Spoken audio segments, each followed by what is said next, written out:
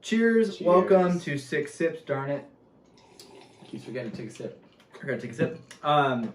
Welcome, guys. We are so excited to have you guys here. Peter and I are going to discuss our series of obstruction investigations today. We're sorry for kind of the delay on the videos. The marketing team. We've been in the field. We've been working hard. Yep. It's been great. But we're back in Phoenix. We've had some time to really create some content for you guys, and we wanted to start with continuing our series for obstruction investigations. And so before we start, I want to make a delineation that was very key to obstruction investigations. So in 2011, for NFPA 25, edition 2011, the code only had obstruction investigations. Right. Meaning there was a lot of confusion about what's a 5-year, what's this obstruction investigation, because it's required every 5 years if something happens. And so because of that confusion, NFPA in 2014 made a big delineation between an internal pipe assessment and an obstruction investigation. And so I'm going to have Peter dive into what is an obstruction investigation, because I think we can bring some clarity to that in this to you guys. Yeah, exactly. So an obstruction investigation, as opposed to a 5-year, the main difference here is basically what triggers it. So your 5-year is going to be a specified frequency of every 5 years, and that's your internal assessment. Now, the obstruction investigations, according to NFPA 25, Chapter 14.3, they are triggered by specific events or conditions that can occur either within the system itself or the water supply infrastructure for the system. There are there are 15 specific things that can trigger that. We don't have the time to go through all of them. We're going to hit kind of the big 3 for sonic inspection. That's going to be pinhole leaks. Anytime you have a pinhole leak in a system, wet or dry, that is a code mandated trigger for an obstruction investigation.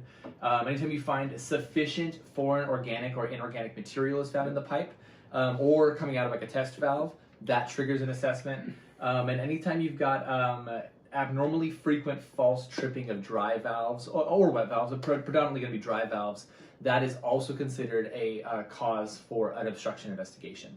So those are the big 3 that we encounter. There are, obviously there are 12 other ones, and they're everything from, raw water supply to other things happening in your system. So if you want to see them, I encourage you to get yourself a nice little NFPA 25 handbook and go look for them yourself. Yeah. So when it comes to doing these assessments, there is actually a whole other section D.3, that talks about a lot of ways to do a 5-year to do an internal obstruction investigation. And that's something that is for maybe a later video. Yes. So it's a lot. Well, let's just talk about really quick. What's the basic way of doing an obstruction investigation? The basic way pretty much is you're going to inspect at a minimum. What are those? The 3 points. It's going to be the system valve, so your check valve or dry valve, whatever it might be, the riser, cross main, branch line, very similar to the 5-year.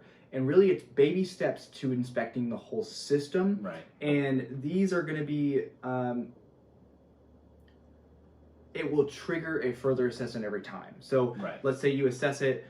Typically for traditional inspections, they're either going to use a camera to identify the severity of the corrosion in there. You're going to have your traditional visual, which is they open up those areas, they look with their eye. Again, same distance is seen anywhere from 6 to 12 inches when using your eyes. And then there's the sonic inspection, which is, we're scanning that. For the obstruction investigations, my understanding is typically when it gets to this place, you're opening up as much pipe as you can to get a sufficient amount of data to then decide what needs to be done. For sonic, that's scanning, so we're not impairing the system traditionally with video or just physically opening it. It's going to be impairing that system, and then piece by piece deciding, is this good or bad pipe? And that's where you get a lot of people saying you just need to replace your whole system because you've already found some areas of concern.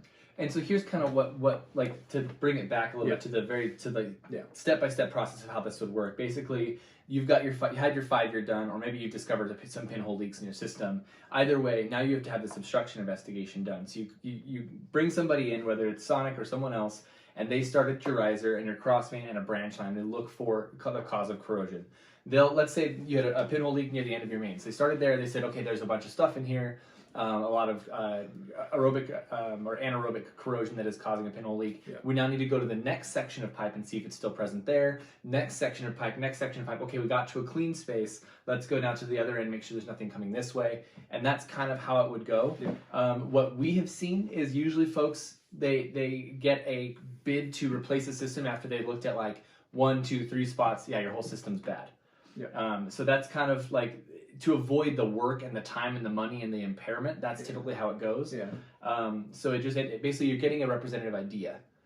So does that make sense? Yeah, I think that makes perfect sense. And again, it's for us, we call it system mapping almost, where we're going to map the whole system and identify what strategically and surgically needs to be replaced, rather than just plowing through and just replacing everything. And I think that's the big difference between obstruction investigations and then replacing full systems. So guys, thank you so much for taking the time to watch this video.